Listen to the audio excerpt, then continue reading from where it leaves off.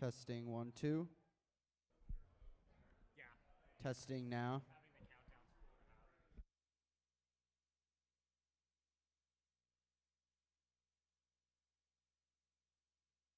countdown score out. Testing, testing.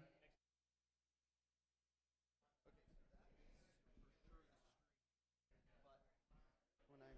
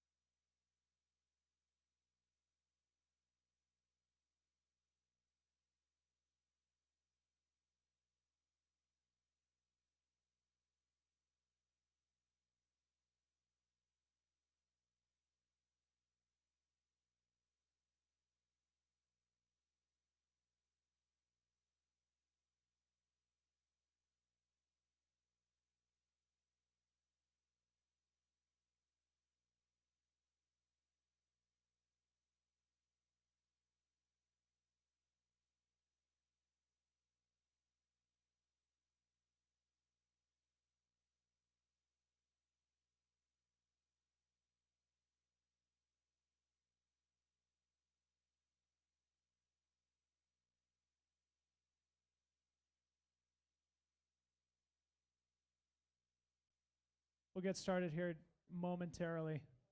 Whenever you're ready, Jamil. How about Jamil behind the scenes, pressing the buttons? Okay, we are live. Welcome to the 2025 Black Canyon Ultras presented by Hoka. This is the Shakeout Show. My name is Dylan Bowman, joined by an amazing panel here on the far end, Mr. Chris Warden. Big round of applause for Chris. Next to him, the great Zach Malcolm. Good to see you again, as always. For those joining us digitally, we are broadcasting live here at Chalene's on 17th. The vibe is electric the day before the 100K. How many people are racing this weekend here? Show of hands. Yeah. Unbelievable. Unbelievable. Of course, Black Canyon is one of the most important races in trail running. We are so proud to be here. Myself, Corinne, Ryan here from Free Trail. We are very proud to be collaborating with Mountain Outpost and the Aravaipa team as always. So a big thank you to them for welcoming us here. And of course, a big thank you to the team behind the scenes, which right now consists of only Jamil Curry behind the scenes here. The big boss man, not afraid to roll up his sleeves and do the grunt work. Jamil's going to actually join us here on stage for a short interview too, so don't go anywhere. To our audience here digitally and in person, quick run of show. We're going to do some Black Canyon history. We're going to talk about the course. We're going to talk to Jam Jam. We're going to do the 100K women's preview, the men's preview. We'll make some predictions. We're also going to talk about the 50K because the 50K is starting to get pretty exciting here at Black Canyon year after year. And before we get to it, just quick shout out. Tomorrow, 6:30 a.m., the live stream starts. We are going live at 6:30 a.m. tomorrow, doing a little bit of a preview. Race starts at 7. Yeah. Wave 1.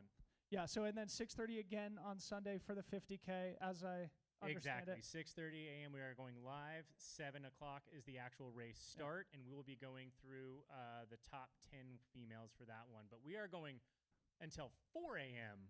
Sunday morning for the 100K. So every 100K finisher is going to get their time to shine.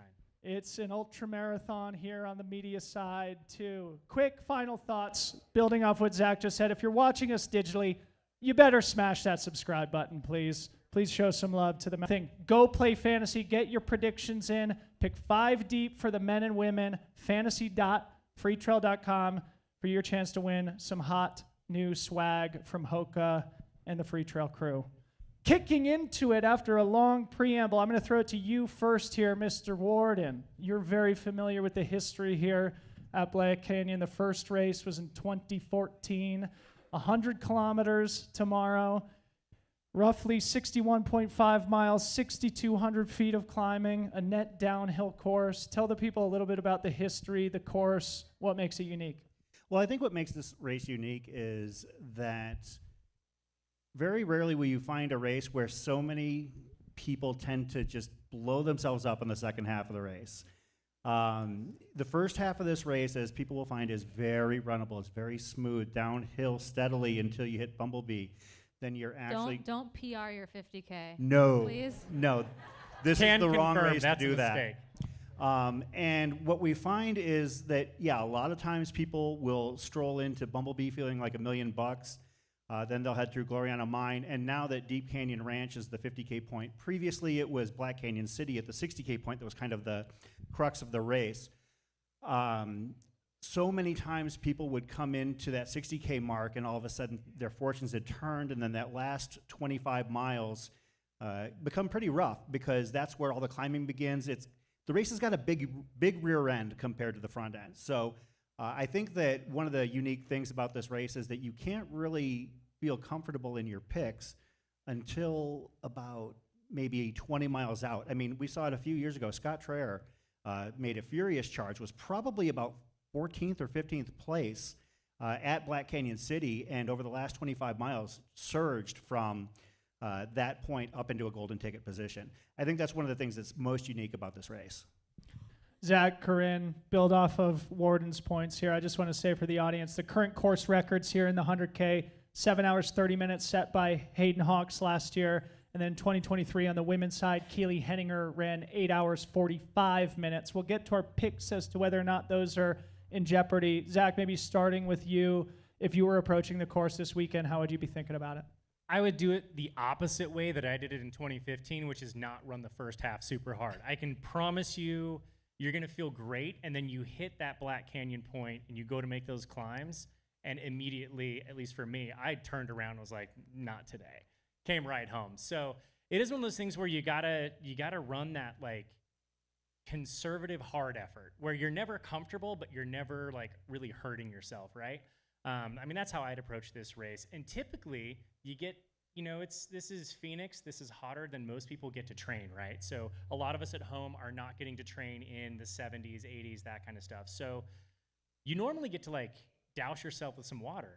This year, there is no water on the course. Like these streams and rivers are dry.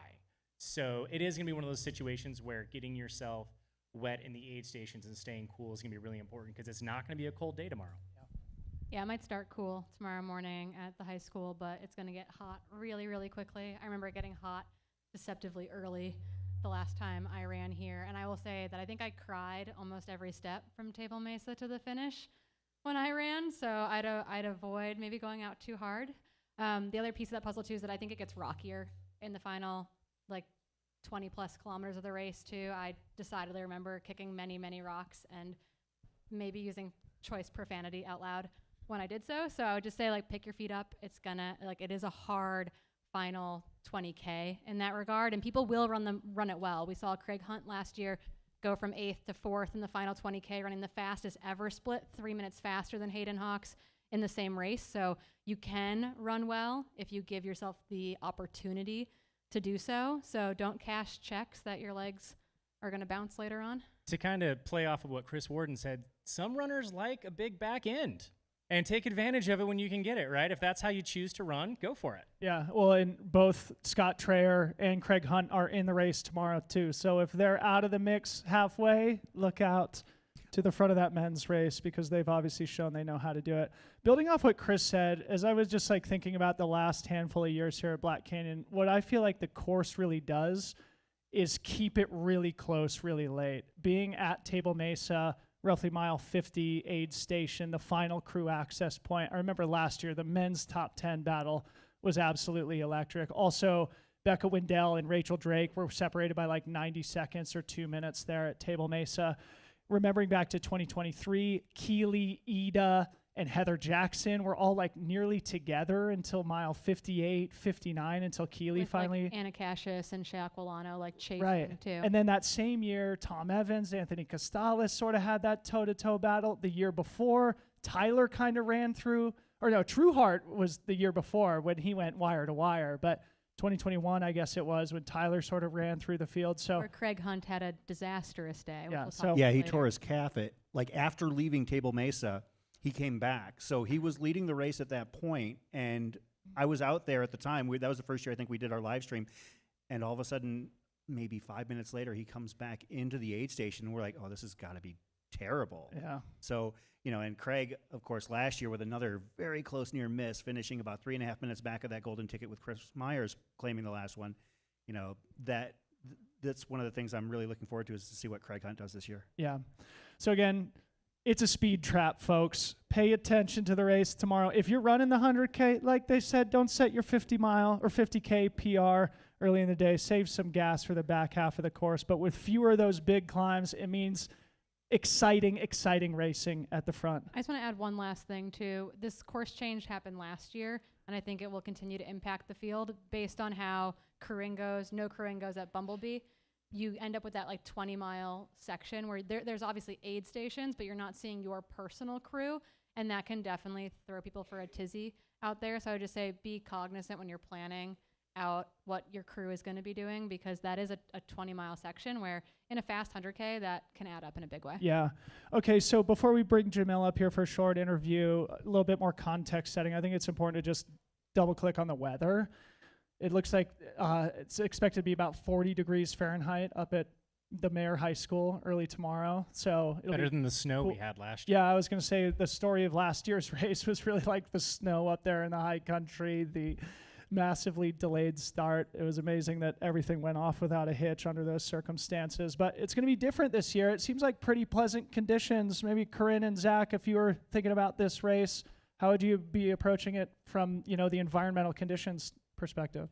I mean, I think to Zach's point earlier, none of us, there are a few athletes in the elite field who obviously train in warmer climates, who are based here locally or are coming down from Flagstaff, for example. But many of us, like I live in Seattle and it's been cold by Seattle standards for 4 weeks. Like I would feel like I'm melting tomorrow. And so I do think it's really important. We saw Keely execute on this super, super well 2 years ago, in which she treated Black Canyon like Western States. And she was leaving aid stations with like the world's largest ice bandana filled up. And so even if it's not quote unquote record temperatures, like it is warm in comparison to where most of you come from, to where most of the elites are coming from as well. And so I think that your best friend is using cooling out there. We're in a dry environment. Evaporative cooling is super, super effective. And so ice is your friend, even if it feels kind of silly because it might only be 60 degrees.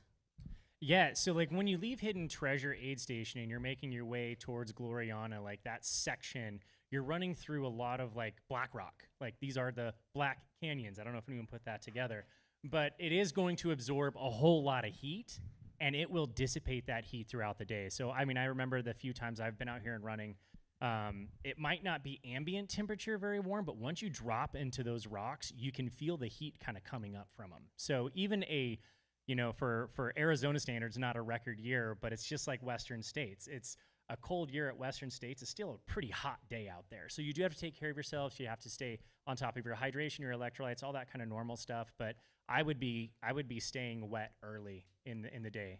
To that end, this is not necessarily a note for covering the front of the race, the elites, but for those of you who are running this race for the first time, do not fall into the trap. The trap is the most enjoyable stretch of trail that you'll ever find in your entire life.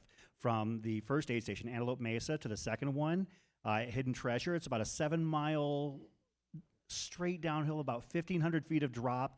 You're going to look down at your watch, and for me, when I look down and I see I'm running like a 7:45, 7:30 and 100K, I know that I'm doing wrong. You're going to do it. Be careful. Just do not fall into the trap. And it's a trap because it's a wonderful feeling. You feel like you're on top of the world. Oh, I can sustain this. Well, when it gets to be about 75 degrees, the trap is going to come back and bite you. Yeah, exactly. Ryan and I were having a conversation on the drive over here. He's like, yeah, I really just want to run the 50K because that trail is just, so, one of you has said, but also the exposure, right? And I didn't fully close the loop. It's a high of 74 degrees expected at New River there at the finish line. So between 40 degrees in the morning, 74 degrees midday, it will be a bit of a, just a spread in terms of the temperatures that people are going to be experiencing. I have a good friend who kind of sounds like Yogi Berra, in which she on sunny runs will look to me and say, wow, the sun is hot. And that is what it will be like tomorrow. The sun is hot. If you have run in Arizona, there is no shade. And so while, again, the ambient temperature of 74 is not crazy, it's still a big temperature swing for most of us, and the sun is, in fact, very, very warm. Yeah. Also consider the fact that we are going from a cool, very cool morning. It lulls you into this false sense of, oh, it's not that hot, until all of a sudden your head's baking and you can feel your heartbeat through your ears. Yeah. That's how this course gets you. So this is what I love about Black Canyon and why it is such an incredible course is it brings out a stacked field, right? And we're going to get to that here in a few minutes. It is a very fast course overall, and it plays to everybody's strengths. You have a back end that's really strong, you have a front end that's really fast, but the amount of like just carnage that goes on here because of the speed, the traps, all the traps. There's the cool start with a really hot finish. There's the downhill that will blow your legs, and you can be lulled in this false sense of like a smooth 5-minute mile. Mm-hmm. And it's just like it doesn't happen. Right. Like it will all catch up to you by the end of the day. So the little mistakes you make between mile 1 and 20, you're going to pay for them in the last 20 miles. Maybe final thought before we bring Jamil up here. As I mentioned, about 61 miles, about 6,000 feet of climbing, a net downhill course. Of course, one of the stories of the weekend are the golden tickets. And this race course, at least the race profile, definitely mimics a certain Western States course. And there is precedent of people who perform well here also perform well on the Western States course at the end of June. So that's a little teaser for 4 months from now. If we could please bring up the king of Chipotle, Mr. Jamil Curry.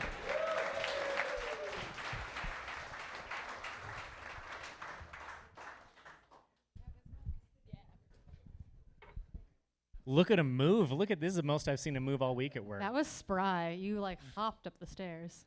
Absolute celebrity. Jamil, how are your legs feeling, buddy? I'm a bit beat up.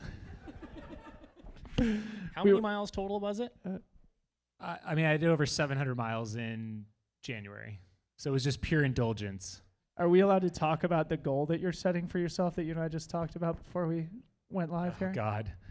Sure. Why not? Jamil is in at both the Western States 100 and the Hard Rock 100. Jamil, the record is held by an icon in ultra running history. Are you putting her on notice here? Man, you're putting me on the spot here. I mean, dream big, right? I think I've got a bit of a base now to work off of, and hopefully I can, show up not injured in the next few weeks and put some miles in. But there's a carrot out there. There is a record for doing both those races in the fastest time. We'll see what I can do. Held by Courtney Dauwalter, if that wasn't clear. And I don't know if I have any business saying I could go after one of her records, but I mean, why the not? base, you just set a huge base in January, like you said. It's No foregone reason not to conclusion. recover with all the extra guac. Yeah. That's right. I was going to say, you're also signed up for the 50K on Sunday, and I have to imagine that maybe if your goal is to not be injured come Western States and Hard Rock, that the 50K might not be happening on Sunday. I think I'm going to be a DNS. Adjust your fantasy teams accordingly there. Jamil, let's talk about the significance of Black Canyon in the whole Aravaipa ecosystem. I went back and looked. 2014 was the first year, 42 finishers. This year, there's more than 1,700 starters. This race has become an absolute phenomenon. Just talk about watching it grow from that initial seed to what it is now. Yeah, it's truly amazing to see what this event has become. And now we're here sitting in an amazing venue right across the street from the course, doing preview shows and everything. It's quite amazing to see.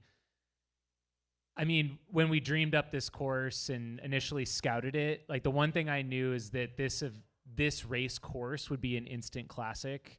And I think we can kind of say that now, that it is a classic. It's weird to say it will become one when it was nothing at that time, but it's truly at its core an amazing area trail event, and for it to have evolved into what it was, where it's one of the most competitive races, that so many amazing people, athletes, everyone comes in for this event, and it's such a community event, is a dream come true for me and for Aravaipa.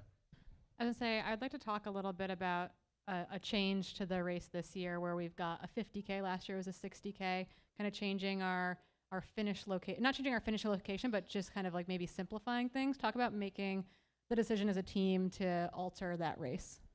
Yeah, well, we lost our Rock Springs parking lot, which was our 60K finish line and our major aid station in Black Canyon City for so many years. And it's nice to see that they're actually moving dirt if you peeked your head over there. Because I think last year at this time when we lost access, it was just the same old parking lot. So it was a little frustrating, but nice to see that they are developing, I believe, an RV park out there on that. So, I mean, that'll be a great amenity. But it made a lot of sense once we saw where the mileage lined up at the 50K mark. Since it was already out there that it was a 60K, we wanted to keep that last year, but I think it was just kind of a natural progression to turn it into a 50K for this year.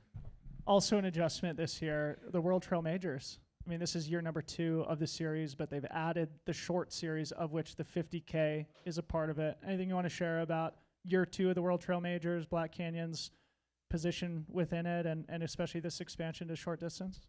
Yeah, I think it's nice that everyone who lines up this weekend will be partaking in a World Trail Majors event, even with the 50K. So just a testament to, I think this event and World Trail Majors, I think it's great.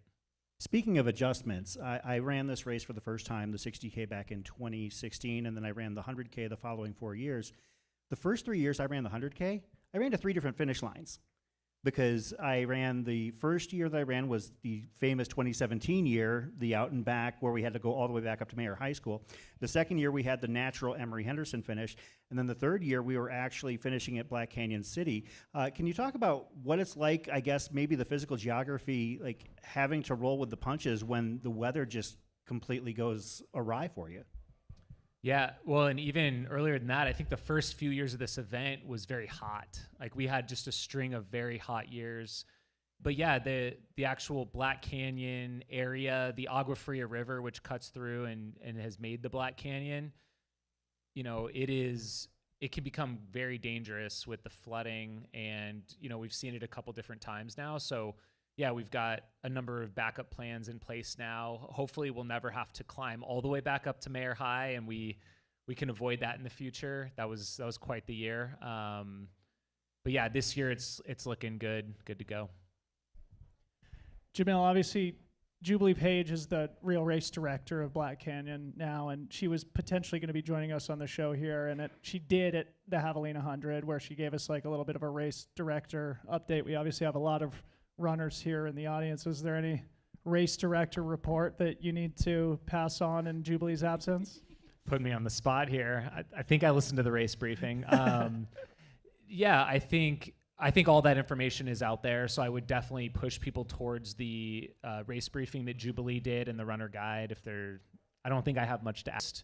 Is that we have text message updates to the athletes going out, and you know, for an event this large and with the dynamic nature, we learned last year it's essential with race day comms. Like we didn't have that last year, and it was a huge weakness for us when we had all that information to get out direct to the people that needed it, and we didn't have a way. So it's just a great peace of mind for us knowing that we can directly get to every runner if for some reason there is a change that is made. Yeah, no telephone trees this year, which is really nice for everyone. Yeah, That was a huge surprise. I got one of those texts the other day because I'm doing the 50K and basically saying, hey, this is going to be the channel through which we communicate. I thought that was a fantastic Yeah, and it adjustment. gives a lifeline if there is an issue on course. There's, you know, it's already in your phone, in your text message. You can just reply right back to that, and we can get attentive service to you. I just drove past the Deep Canyon Ranch aid station on my way in here, It and looks dope. or the people who are running it, like if you could maybe give a shout out to some of the staff and the volunteers, or just give us a better sense of what it takes to put the event on.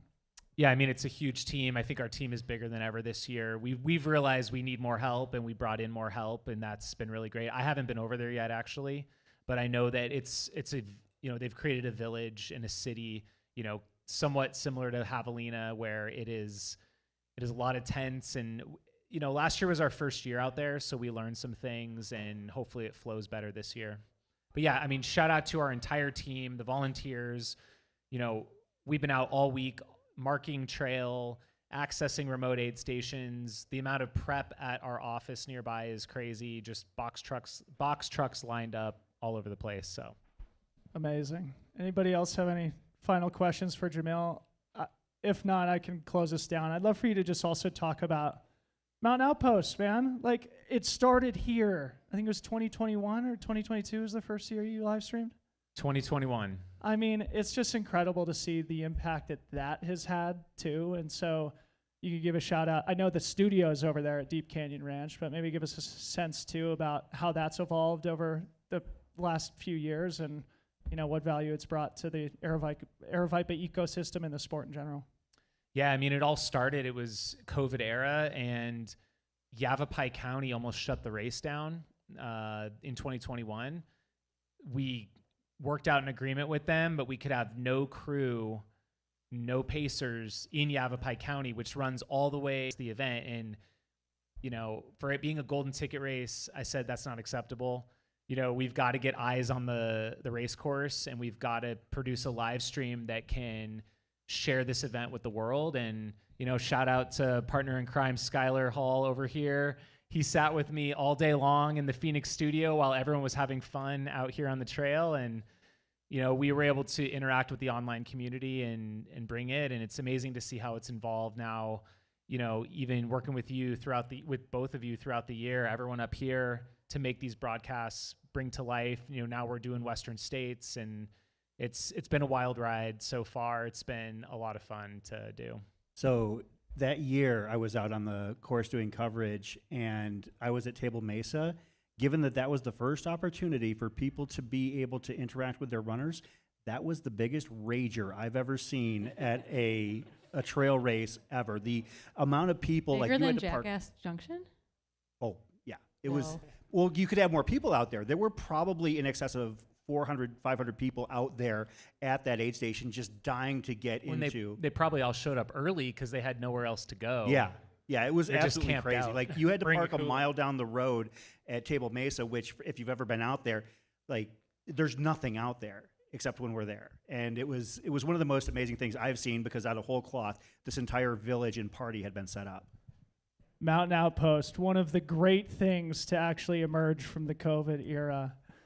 Mr. Jamil Curry, before we go, I just want to say, Corinne and I were talking about this earlier. Not only did you start Aravaipa, not only did you invent live streaming, you also filmed the iconic Miller versus Hawks video, which I think for all of us has Started it made us all. want to run through a brick wall. But you've just done so much for the sport, and we're grateful that you still jump up on stage with us, and we can pull you out of the broadcast studio over there. So, and you also are the king of Chipotle now. Come on, unbelievable! Thank you. Jamil Curry, everybody.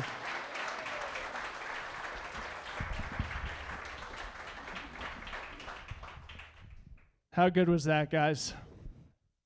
I mean, legend of not only the sport, the whole community. One thing I do love about, personally working with Jamil and with Aravaipa is I've always known this as an athlete, as like one of the runners who runs the races, that they put a lot of attention to detail and they want to make the best event possible.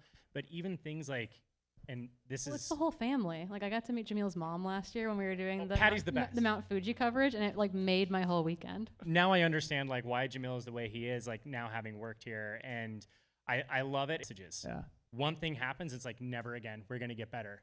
Every single live stream is the exact same way. It's gonna get better. Like Awesome. as we've noticed with Chipotle, anything Jamil does is over the He top. wins. All right. So, When people ask what it's like to work for Aravaipa, work for Mountain Outpost, work for Jamil, I always say the same thing. I said, the nice thing is that you're working for somebody who would never ask you to do anything he wouldn't do himself.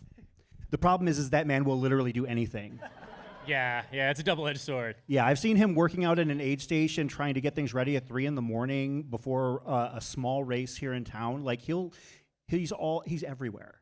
So Unbelievable. And what he's built here is an incredible race. We're working on delegating. Okay, Let's- great segue. Great segue. Big shout out to Yes. Jamil. Really grateful you would join the show here today. Let's start our preview officially for the 100K with the women. I'm going to just throw something out there. You guys can tell me if you agree or disagree, okay? This is just my personal perspective. I see the winner of tomorrow's race coming from this group, okay? Mary Denholm, Riley Brady, Heather Jackson, Lauren Puretz, or MK Sullivan. I'm calling those 5 the favorites in the women's race. Who wants to get us started? Corinne, am I smart or dumb? I mean, you're not wrong, but you're maybe not right. And that is why we work so well together. I mean, if I scroll down this list, and we're not just going to name everyone because you guys can read about it online as well. But there, I think, are 15 plus women who could get a golden ticket tomorrow. Obviously, there are 3 golden tickets on the line for men and for women. It can roll down to 6. The women's race is unique in the sense that there are 3 women already in the race who already are in Western states. Heather Jackson, Riley Brady, and Shea Aquilano. Shea recently got in through the Western States Lottery, which we love. So that will change the race dynamic, and really rolling down to that 6th place could be a reality. I think adding to that list, without naming everyone, I'd include Abby Hall, who is virtually local. She splits her time between Flagstaff and Fountain Hills, Arizona, so she knows these trails. Coming back from a big injury, very fit. Katie Asmuth as well in my list, and then a Chinese athlete who many might not know or know well, Lin Chen, has been here for a couple of weeks training. She was about to have the breakthrough of her life at Western States last June, and then she literally tore all of the skin off the bottom of both of her feet and had to be carried out of the Rucky Chucky aid station. She could not walk the next day. She came back and finished 4th at UTMB. The Chinese athletes run hard at the front and charge the whole time, and she has the talent to back it up. And so I would also add any of those names into that conversation as well. Zach, favorites for tomorrow on the women's side. Name more names. I mean, you've already named so many, and I have so much respect for any of these ladies that are towing the line tomorrow. And one of the things that I've noticed at Black Canyon, I'm thinking 2 years ago, what happened when we had a name stacked list, and our podium, our top 3, nobody called out. I think that Black Canyon is a race that the dark horses come to win. And with that being said, I'm just going to put everybody on notice. Look for a name, Sarah Alabin out of Trout Lake, Washington. That is someone who you will see in the front tomorrow. I've heard that she is very, very fit. Just to piggyback on that too, a name that was brought to my attention recently, this will be the biggest race they've ever run in a big way, is Sawyer Magnet out of the East Coast, I think officially, and I will learn how to say your last name before tomorrow. But has won big on the East Coast, threw down a stupid fast time at the White River 50 mile outside of my hometown in August of 2013, but I think could be on a real burner here and is training and living out of Prescott, I believe. So also very familiar with these trails, which is a secret weapon. Chris, jump in here. Well, I think that one of the things about this race that blows my mind is I'm going through the field and trying to figure out who I think is going to come out with these golden tickets, is that I was starting to pare my list down by simply who is better at the even longer stuff and thinking like maybe those people don't have enough real estate to get it done. Here's looking at you, Annie Hughes and Tara Dower. Like names like that were kind of nudged off my list simply because I'm looking for the people who I think are probably, not necessarily faster at the shorter, but just not as primed for that 100-mile distance. So as weird as it sounds, I don't know if that's a good way to figure it out or a bad way to figure it out, but that's how I was looking at it. No, but I love this because we talk about range all the time and how much we love range. And I'm like, yeah, Jim can win the VK and then win Western States. And we're like, ooh, does Tara Dower have range? He's in that boat too, a phenomenal 200-mile runner. But they are dropping down, in air quotes, to just 100K, which is also a dumb saying, just before anything in ultra and trail is silly. But I am curious to see what that means tomorrow because I know they're talented. I know they're fast. I know that Tara Dower was doing like VO2 max style workouts before going out on the AT. She ran a really good back half of the race here last year. She has experience in this trail. She also will probably be the bloodiest runner at some point in time because undoubtedly she will go down at some point, and I'm allowed to say that, I'm pretty sure. But like she is someone that I wouldn't count out, and if we have a Craig Hunt situation where we have someone running the fastest back 20K, it could come from someone like Tara Dower. Absolutely. I do want to throw one more name out there. More names. One more name. Our friends from the Great White North, our Canadian contingency that always comes down and throws down. Someone just set a course record at Run Rabbit Run last year. Emily Mann. Let's not forget about her. She's quiet. She's just one of the nicest, most kind people ever, but when it comes to throwing down and shredding trail, like she knows what she's doing. So and Canadian, the nicest person. And She'll Sarah pass you and Bergeron say LaRoche sorry. too, also Canadian. Couple comments from me. One thing that I think is important is people who have performed well here. We've mentioned Heather Jackson and Lauren Puretz. The last 2 years have both been golden ticket recipients here at Black Canyon. Both are back. Both are Masters runners, too. Lauren in fact, didn't even Lauren, know that she was in golden ticket position, I think. Like, we Right. surprised her Yep. at the finish line. Yeah, she passed me and my runner at like mile 58 last year. If you go back and watch the live stream, you can see her realization when she's like, oh, blank, I got a golden You ticket. actually got it. Was so cool. Lauren Puretz was the world champion for Masters trail running last year. So Lauren Puretz knows how to run here at Black Canyon, as does Heather Jackson. One thing that I also think is important is momentum, right? Riley Brady at Javelina last October, one of the best performances in North So American fast. ultra running last year. Riley Brady coming back here to Black Canyon. Also Mary Denholm, second place to Rachel Drake at JFK 50, running one of the fastest times at the oldest ultramarathon in the United States. Both of them carrying momentum, which I think is really important. Yeah, so I think this is Riley's 5th or 6th time running at Black Canyon. I don't think they've finished better than 5th, but they've run on similar terrain so darn well. So I've got all my fingers and toes crossed that I'm it comes hoping she together. parlays the Javelina into a Black Canyon and has a fantastic day. Yeah. I really hope they do. Well, here's the thing, too, with a runner like Riley, right? They are super talented on this terrain, super fast, but there's no pressure on them Yep. to have the perfect day tomorrow. They're already in Western States. Like, check. I remember have talking to John Ray about that last year, too. It didn't ultimately play in his favor, but it changed the way he was approaching the race psychologically and strategically. I do have to admit that is another thing that kind of nudges its way in when I'm trying to handicap a race like this. If somebody's already got that Western States ticket and things are not necessarily going their way, or if they're like at a kind of a flashpoint in their race, are they really going to try and maintain or sell out to win Black Canyon and potentially put the bigger prize in jeopardy? That's one of the things that I had to think about when I was trying to figure out where everybody was going to end up. So again, we just rattled off a bunch of names here. One final comment from me, and then you guys can add any closing comments. MK Sullivan is another athlete who has gotten a golden ticket. Thornley, hey, I'm not going to do it this year. We'll see if MK finishes in that golden ticket position, whether or not she will actually accept that golden ticket to Western States next year. Zach mentioned a couple dark horses. I just want to add Jane Mouse from Boulder, Colorado. I met her at a Cirque Series race last summer. I think she's got all the tools it takes to be in that golden ticket contention. In fact, she's in my Free Trail Fantasy ballot at the moment now. We also have Sylvia Abel, Lindsay Allison, Christine Mascarenas, a bunch of others. I think Sylvie might be one of the notable drops. I don't think Sylvia Abel is here. Another dark horse, Brianna Grigsby, local Air Viper Racing team member, has multiple top 10 finishes here at Black Canyon. Finished, I believe, 5th was her high water mark here 2 years ago. You know, somebody, if you're finishing top 5, top 7, then you're definitely in the discussion. Yeah. Okay, great. Let's transition to the men. Before we do that, I just want to say a big thank you to Hoka. I didn't do that at the beginning of the show. Thank you to Hoka for presenting the Black Canyon Race Weekend, all the media and event coverage that we're going to be doing throughout race weekend. Corinne Malcolm, a new member of Team Hoka and also a contributor to that sports marketing department. Appreciate all their investment in our sport. Thank you. Okay, men's preview. I listed the favorites on the women's side. I'm going to go out on a limb. You guys can tell me if you agree or disagree. It seems to me the clear favorite on the men's side, Eli Hemming, again, carrying a ton of momentum out of 2024 here into his 100K debut. Zach, get us started.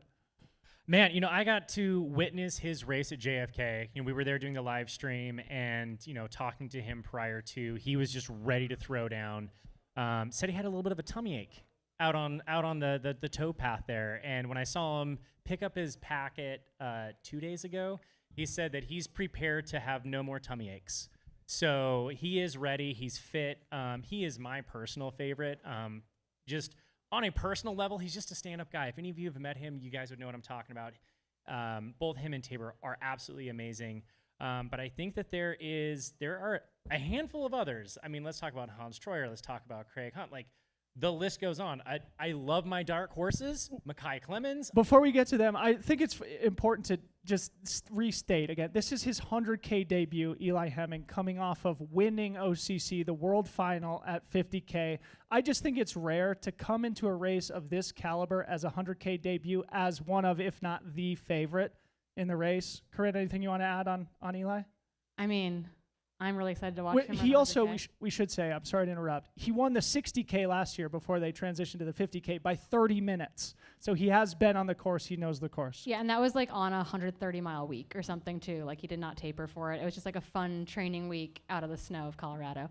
I think that Eli Hemming, I mean, getting to watch like kind of inside baseball, watch those guys train, it's super, super impressive. And he is a super grounded young professional in that sense. He hasn't been in the sport of trail and ultra for all that long, but he runs like a veteran, which I really appreciate. I also love that his take here is that he wants to race the most competitive fields possible. That's why he's here.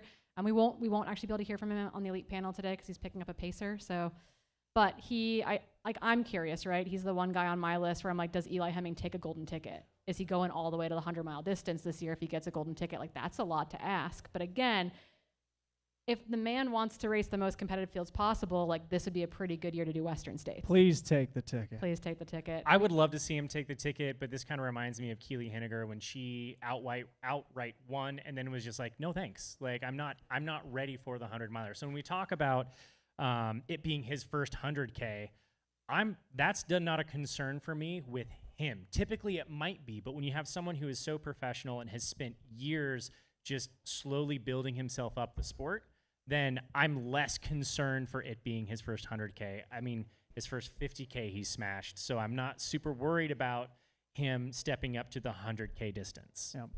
Chris, anything you want to add here? Yeah, I'm kind of not thinking that direction. I'm thinking that experience at this course tends to pay off. We saw it last year with Hayden Hawks, and I think that we might be we'd be remiss if we didn't put Jupiter Carrera Casas right alongside The them. story of the 2024 Yeah, 5K. and you know what? I had to change the way I cover races after that because nobody, at least that I knew, had any idea what he was going to do out there. And I had a friend who actually texted me, who is the race director of the Caballo Blanco Ultramarathon in Mexico, Michael Miller. And Michael sends me a message like early in the morning. He's like, "Oh, you watch out for this Jupiter guy." I'm like, "All right, yeah, well, whatever." And all of a sudden, like, 30 miles in, I'm looking for that text and like, oh my goodness, this is the guy he was talking about. And, he ran a 7:39 here, finished just a handful of minutes behind Hayden Hawks. And I am all for agreement that Eli Hemming is going to be one of the things that I watch very closely tomorrow.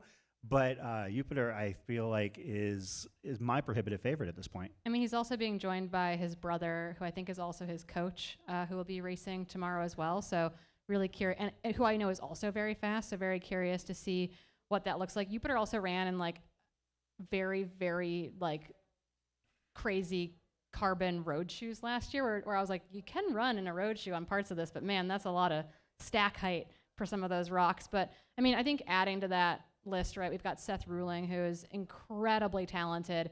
I think that, it could be his day. You've got Craig Hunt with a lot of experience. You've got Tim Tollefson with a lot of experience. I think it'd be hard to count someone like Tim out. Didn't have his day that he wanted here last year, still ran exceptionally fast. So those are men that I'm putting in contention, who I also think are all capable of front running this race, because I do think we're going to see front running happening tomorrow.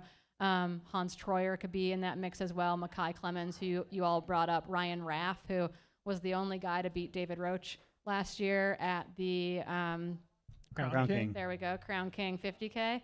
Thanks, boys. This leads to something I wanted to talk about, which is the dynamic of the race, right? And what we have seen in both the men's and women's races, but especially in the men's races in recent years, is pack running, especially early in those fast miles, mostly downhill. And we do have a pack of front runners in the race here. People like Eli, Jupiter, Seth Ruling, Hans Troyer. Like, it'll be interesting to see who goes in that breakout group. Absolutely. I mean, I reflecting back to the year that I ran in the mid-teens. It was like a couple years into the race, and there was a pretty solid stacked field going for a ticket, right? And I think there was kind of like an unspoken like gentleman's agreement to like, hey, let's hit the single track and let's bide our time until we really start to tear each other apart. That's not going to happen. That doesn't happen anymore. There's only one way to get a golden ticket, which is what most everybody's goal is here. And if it's not their goal is to win, period. Right. So, and it is to go. Didn't put himself in the mix early enough, but felt like he had a solid day, but the young guys just got away from him and he couldn't reel him back in. And then we remember he ended up dropping out of UTMB, unfortunately, but in the early miles at UTMB, Tim was in the mix, like had his nose at the front of the pack. I know he wants to get into the Western States 100. Tim Tollefson, of course, one of the most experienced athletes in the field, and he can race in multiple different styles. I suspect we'll probably see him in that front pack. Yeah, absolutely. I was going to say, we also have two Chinese athletes in the race this year who are notable front runners. Yu Pei Quan and Luau Canho are both in the race. One of those men was in the mix early last year, I think all the way through one of the last aid stations, and then like had vision issues, which can happen. You can like basically inflame your cornea and you like can't see well. So dropped out of the race late, but had been in that top 5 mix and that golden ticket hunt in a big way. So I do think that is something to be aware of, that we do have a lot of international flair actually in the race, who I do think will factor in, particularly in the first half. And the second half will be telling. Notable absent on the men's side, it seems like Trayson Knott might also. Last year, 6th place. Yes, who was in that hard charging group of men who I think there was like 3 minutes between 4th and 11th or something insane. And then the other piece of that picture includes, oh man, my brain is completely blank. But yeah, just like that, like, Trayson is out and Anthony Costales, that's where I was going, is also out of the race this year. And 2023 champ. And I do think Anthony is a person who could change that dynamic in the sense of like who in this men's field isn't a front runner, who might be more of not a sit and kick by any means, but a little bit more patient, right? And so I think Anthony being absent in this field actually changes some of that dynamic a bit.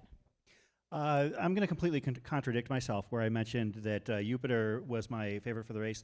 One of the things I also love about Black Canyon is that it is a coming out party for somebody like Jupiter last year. We also saw that Trueheart Brown in 2022, Juan Moran in 2017, golden ticket winners that we weren't familiar with.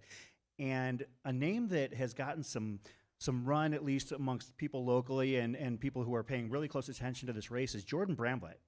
And Jordan Bramblett is a local runner to Prescott. I believe he's the cross-country coach at Embry-Riddle. And he's only 27 years old. And he's only got a handful of results in ultra sign-up.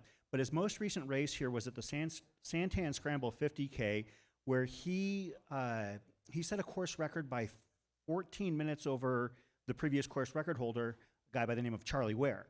And and it's a 3-looped race, and two of his loops were the 2 fastest for the entire day, including the people who were running shorter distances.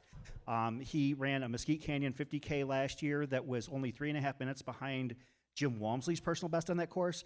So this is a guy, Jordan Bramblett, that I'm potentially thinking could be this year's coming out party for the 100K. Holy smokes. I just that's a good figured out take. who my Anthony replacement is. Go ahead. Blake Slatengren. Awesome. Right? If you're talking about the guys who might not be like charging from the gun, but who would be dangerous to have chasing you in the back 20K or so, Blake Slatengren's definitely in that mix. He nearly clipped Chris Myers at the finish line. I think they were coming onto the track virtually together at Western States last year to finish 10th and 11th.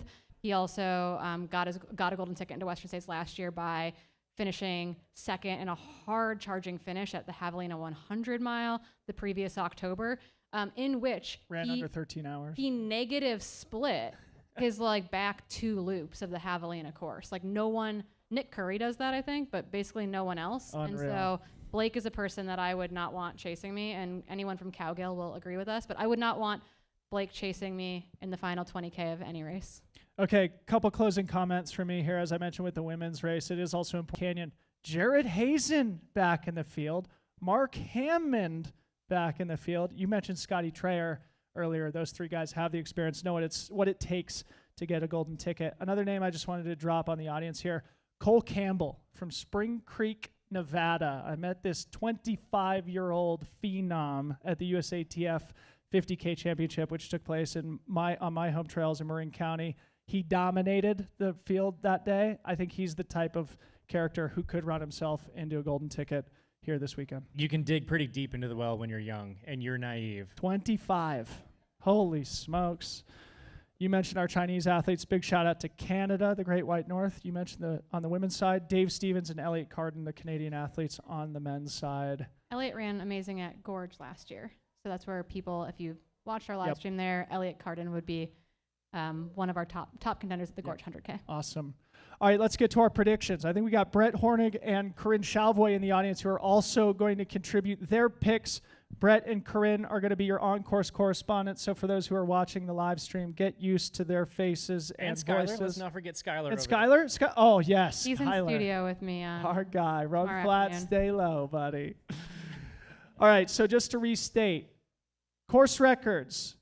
7:30, Hayden Hawks from 2024 on the men's side. 8:45, Keely Henninger. And finishing times, I can get us started here, okay? All right, I picked on the women's side, Mary Denholm, Jane Mouse. That's my big upset pick. Riley Brady. In third, Riley Brady's ticket I have dropping down to Sylvie Abel, who you are suspecting is a scratch. I don't think that Sylvie's here. In which case, I have it dropping down to Heather Jackson, who already has a ticket. In which case, it'll bump down to whoever finishes 6th. That's my women's ballot. Men's side, I was thinking about understanding that most people are probably going to pick Eli. I was trying to think of a clever upset, and then I thought, no, I think Eli's going to win, so I'm going to pick Eli. And I'm predicting 7:35 for the men, 8:40. Okay, I like that, but I'm going to disagree, as we tend to. Okay, so on my women's side, I have just heartbreaks everywhere because the ticket's not going to roll down because the top 3 women are going to take the tickets. And my top 3 women who are not listening to this, ideally, are MK Sullivan, Lynn Chen, and Abby Hall, with Katie Asmuth and Mary Denholm chasing in 4th and 5th. I know, drama. And then on the men's side, I have Craig Hunt because I think he has learned and is so fit and so smart, and I am just like rooting for it to happen. Winning, Seth Ruling putting together a really good day, finishing second. Eli Hemming finishing third. Question mark is, does Eli Hemming take the ticket? No one knows. I have Ryan Raff in fourth. Does Ryan Raff want the ticket? That's a huge jump in distance for him too. No one knows, which means the ticket would then roll to Tim Tollefson. Let's go. Wow. I was unprepared for the 5 deep.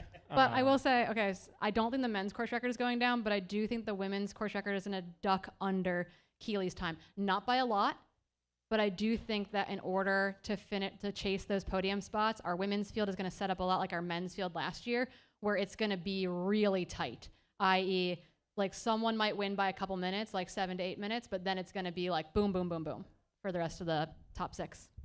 Well, I have to say that I think that there is a slew of ladies that are going to head on over to the Black Canyon Saloon, pull up a NAR stool seat, and they're going to trade shot for shot until only one is standing. We're going back to our college days on this.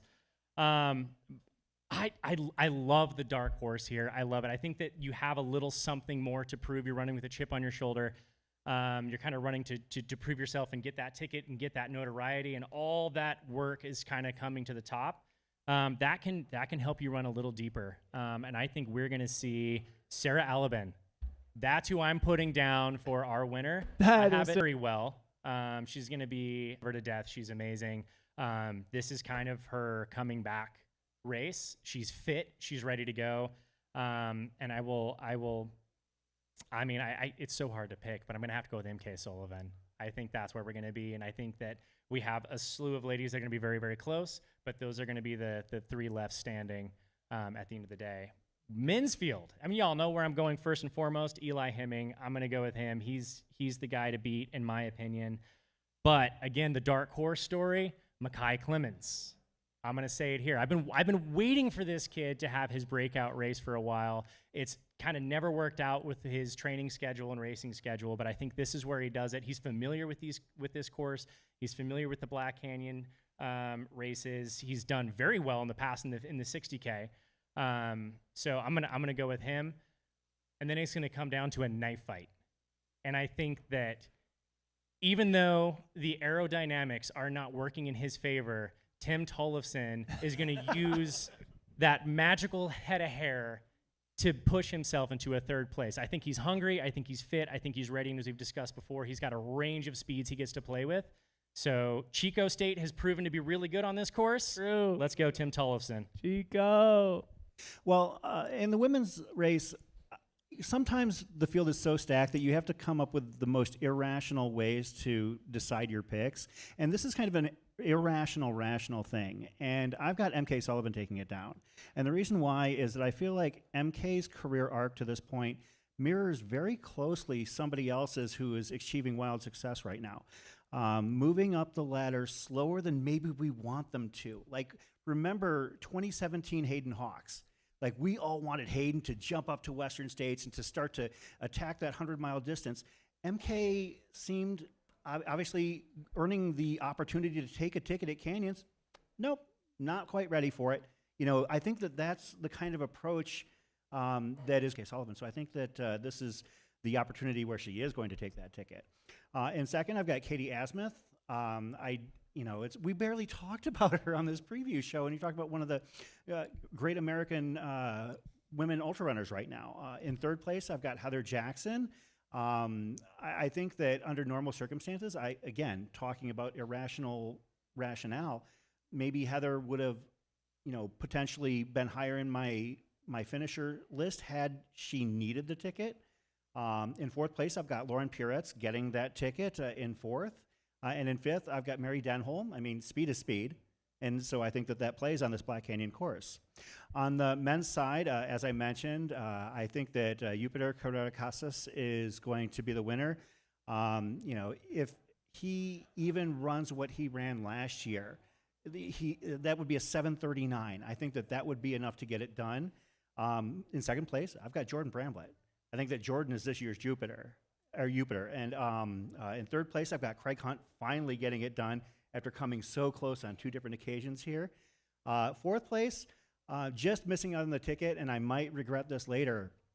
I've got Ryan Raff. After Crown King last year, which you alluded to, I had a conversation with David Roche, and David Roche basically could not stop talking about Ryan Raff. Like, he basically said, he's like, this is the next Walmsley. This is the future of American ultra running. He thinks that highly of Ryan Raff. He said he was in awe of watching him run. And so, and I've seen Ryan run because he's done plenty of racing around here, but I think that this is going to be an opportunity for those who haven't seen him to really see what he can do. And in 5th place, I've got Hans Troyer. Hans is, again, the top 5 for me on the men's side is skewing quite younger, and Hans is just another great example of that. I know that after last year, he had a pretty rough go of it for a few weeks. He had some issues after leaving it all out there on the course. And He was hospitalized for Yeah. like 12 days. yeah, and so hopefully that doesn't happen again, but it shows that he will do whatever it takes to try and get it done. As far as the course records go, I don't think the men's is in jeopardy, but I think the women's is entirely under attack. And it could be by my pick, MK, or it could be one of 5 other people. Amazing. To our on-course correspondents, you guys want to chime in here? Tell us we're wrong. I'm going to go first? Yeah. First, shout out to the 1,000 people that are running this race that are not being mentioned here. Good job, everybody. Congratulations. Okay, what do you guys want to hear? Give us your podium. Okay. All right, podium for me on the women's side, and I have to take off like 6 hats because I'm involved in this sport in a lot of ways. And so these are all friends, and I'm just purely going aid station fireball here on the stats. And I'm going to say Mary Denholm is winning this race on the women's side. I think she's back to Dylan's momentum. I think she's got that, and I think she's got the tools needed to run fast on this course. Lynn Chen in second for me, and Riley Brady, which means there will be tickets that roll down potentially to MK Sullivan and Katie Asmuth.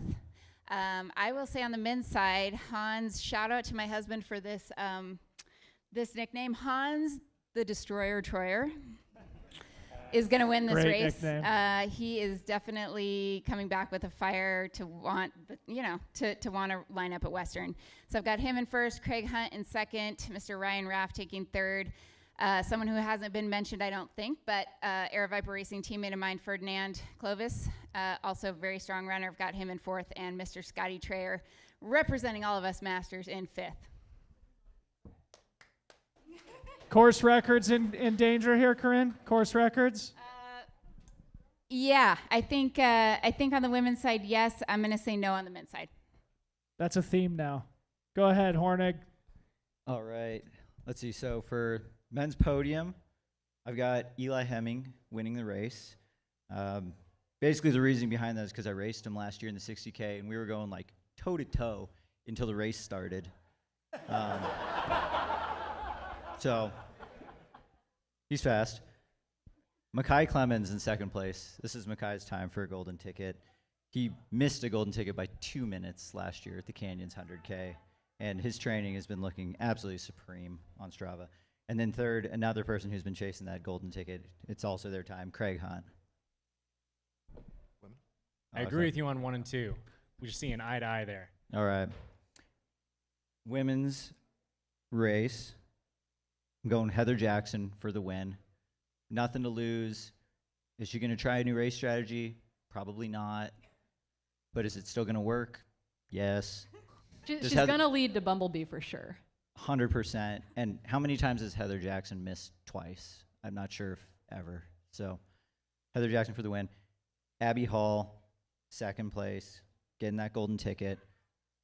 Kind of like you guys had said, home field advantage. A lot of time spent on course. That's super valuable. Third, I've got Mary Denholm, as Mary's just been on an absolute heater the last 6 months or so. And then, because one of those golden tickets is rolling down, going to fourth place, I've got Katie Asmuth, because Katie is just a baller, super clutch racer. Multiple top 10 finishes at Western States. You know how much she loves that race. Oh. I don't think there's going to be many things holding her back from One of the getting back fastest in. times ever at Western And she States. just loves to race. Yep. And the fact that she is lining up on a start line is going to carry her really far. And we'll hear from her in 30 minutes, so don't go anywhere when we're done with this. Course records on both sides. Whoa. Due to the sheer Spicy. aggression of the pacing in the first half from Heather and Eli, and then the competition in the second half. It's just Dry gonna, course. it's just gonna force a fast time. All right. Skylar, bring us home. All right, I guess we'll start on the men's side. In first place, I have Eli Hemming. Coming off that JFK, learned a lot. And if we're talking about a dry race that's going to involve a lot of front runners, that aid station time needs to be minimized as much as possible. Eli knows how to get that done with his 8-second shoe changes and things like that. Second place, local hero Craig Hunt.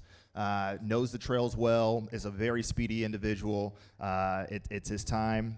Third place, a champion of all of our hearts, Tim Tollefson. Because, listen, he might be doing the same road stretch in Mammoth over and over, but that means he has the wheels to rip it here in the last 10 miles, and that's what he's going to need to do. Fourth place, I have Mackay, and fifth, I have Ryan Raff. So, again, two folks who are no strangers to golden ticket races or this course specifically, but I think just with the way that the first half of this race is going to shake out, if you're not within 5% of the leader at halfway, you're not going to be in contention for this. So I think it's just going to be a war of attrition. On the women's side, Abby Hall for the win. Knowing this course the way that she does at this point, I think it's hers to lose. Also, I might be a little biased because of the last name. Second place, Tara Dower. Listen, you can say what you want around the FKT and what she's lost. She's a gamer, first and foremost, and she is not going to let the front of this field get away, and she knows the depths of hell and will go deep into them to try to get this ticket. And in third place, Mary Denholm. Talking to her on the Chasing Gold series, I think her head's just in a really good place, and she has the correct expectations of what she can garner from herself on this type of course. Lynn Chen in fourth, just on the outside looking in, and then Katie Asmuth in fifth, but just going to be absolute vibes the entire time. So, either way, it's going to be a great race to watch on the live stream. So make sure you hit the subscribe button and get that bell so that you get the notification when the stream goes up. Course records on both sides. I think the men's course record is going to go down by at least 6 minutes. I think that the women's course record is going to go down by 4.5. Oh my! You heard it here Wow. first. Extremely Wow. specific. Some prediction. Vibes galore on the live stream. The vibes are immaculate. Thank you to our on-course correspondent team of Chris Shalvoy, Brett Hornig, Skylar Hall. They're going to be carrying the load on the live stream tomorrow, and we are all going to be better for it, even those of you who are going to be out there running, because we're going to be cheering for you super duper hard. We were planning to talk about the 50K, but I think we're going to probably wrap here. Point is, 50K is also really exciting. It is part of the World Trail Majors now, as they've now produced this World Trail Major short series, so it's going to be exciting racing there on Sunday as well. That is also being broadcast by Mountain Outpost, so even though we're not going to talk about the 50K in any detail here, it's definitely worth a conversation and worth your attention on Sunday. Final thoughts from the panel here before we wrap up? I'm so excited to be so wrong about my picks because there's so many people to follow in this race. I mean, I hope that I'm right. I love everybody that's on these on my boards, but at the same time, it's part of the fun of covering the sport like this is learning how wrong you can be, but still have a great time doing it. Yeah, I mean, to that point, I think that we all gave our predictions. We all have our favorites, but we also all know that anything can happen out there. It's going to be an amazing race from start to finish. I commend every athlete that is even towing that line because Black Canyon Ultras is an amazing course, but a very challenging course if you're not ready for it. So we're going to get the views, we're going to get the action, we're going to get the races tomorrow. It's going to be fantastic. And on Sunday, do make sure you tune in for the 50K, short distance racing. We say short as a 50K. We're a weird species. But these shorter races are becoming a lot more stacked these days, and there's a lot of excitement out there. If you think the 100K is going to be exciting, that 50K is going to be on fire. Yeah, I was gonna say you guys make our lives easy, or you'll make Skylar's and my life really easy tomorrow in studio because we get to talk about how exciting the race is. You're gonna make Brett and Corinne's life really challenging because there'll be packs of 10 to 15 runners just blitzing by them. So they will see a blur and we will figure it out in post-production in the studio.